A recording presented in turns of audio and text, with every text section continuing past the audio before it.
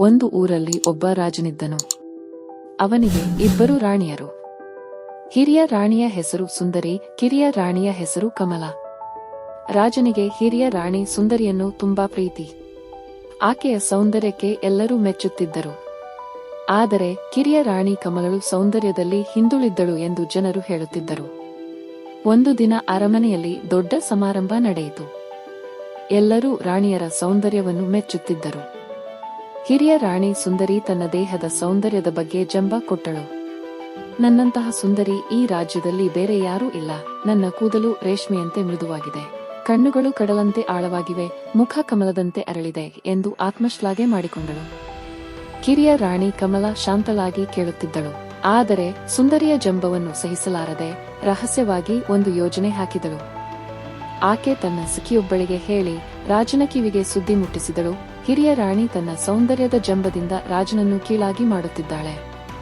ಆಕೆ ರಾಜ್ಯದ ಎಲ್ಲಾ ಸ್ತ್ರೀಯರನ್ನು ತನ್ನ ಕೆಳಗೆ ಇಡುತ್ತಾಳೆ ಎಂದು ಹೇಳುತ್ತಾಳೆ. ರಾಜ ಇದನ್ನು ಕೇಳಿ ಕೋಪಗೊಂಡನು.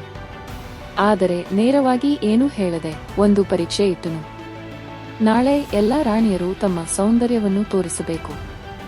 ಜನರು ಯಾರು ಹೆಚ್ಚು ಸುಂದರಿ ಎಂದು ತೀರ್ಮಾನಿಸುತ್ತಾರೆ ಎಂದು ಘೋಷಿಸಿದನು. ಮರುದಿನ ಸಭೆ ಸೇರಿತು. ಹಿರಿಯ ರಾಣಿ ಸುಂದರಿ ತನ್ನ ಅತ್ಯಂತ ಅಂದವಾದ ಸೀರೆ, ಆಭರಣಗಳೊಂದಿಗೆ ಬಂದಳು.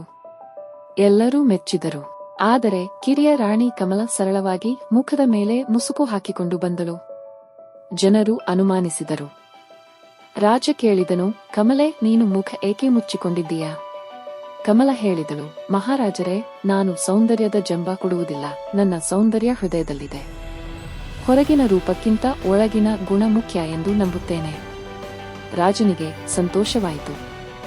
ಆದರೆ ಜನರು ತೀರ್ಮಾನಿಸಬೇಕು ಎಂದು ಹೇಳಿದನು.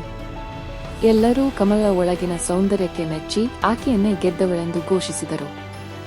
ಸುಂದರಿ ತನ್ನ ಜಂಬದಿಂದ ತಪ್ಪು ಮಾಡಿದ್ದನ್ನು ಅರಿತುಕೊಂಡಳು.